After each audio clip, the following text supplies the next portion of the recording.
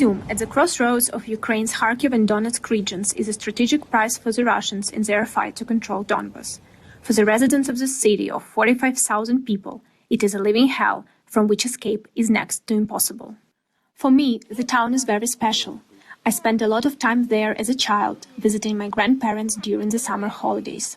117 days, my 88-year-old grandfather, Petro Borodenko, lived the nightmare of occupation, without critical hard medications, electricity, or running water.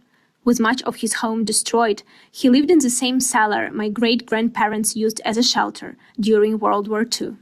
Now, in the relative safety with his family in Kyiv, my grandfather is still in shock and exhausted, but glad to be alive. With the help of volunteers and the Ukrainian army, we managed to get him out of Izium. He spent 2 emotionally and physically difficult days in cars and buses with no food, getting past Russian troops who tried to get him to go to Russia, humiliating him by calling him old and weak. He had to walk a long distance across a dam that had been hit. The memories of devastation haunt him. Стреляют ракеты. И ко мне просто... I remember missiles firing, and one of the missiles hit my garage. The neighbor's house was on fire. A house across the street was also on fire, and the neighbor's garage was destroyed. I saw it all.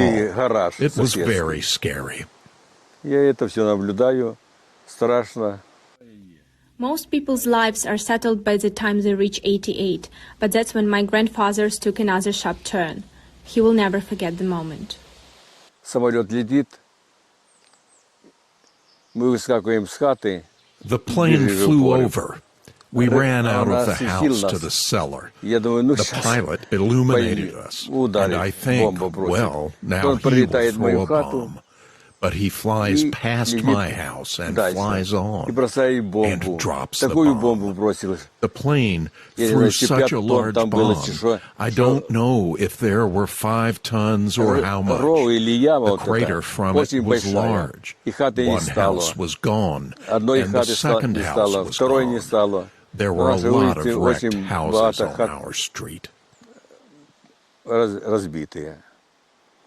As a young man, he served in the Soviet army, side by side with those who would now be the grandparents of troops killing Ukrainians in this war today. They are bastards. Forgive me for this word. They broke everything so that it can no longer be broken. They destroy the life of the city. Russia denies targeting civilians in Ukraine, but my grandfather is sure the opposite is true. He recalls one of the bloodiest Russian missile attacks in Izium. Most of the dead were from when the bomb hit the bomb shelter in a residential building. 260 people died immediately. Direct hit. Nobody could escape. The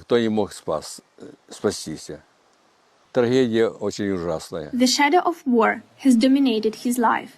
He was 7 when the Soviet Union entered World War II, and here, at twilight, war surrounds him once again. This little bag and a photograph are everything he has left, the main treasures he stores in his heart and memories.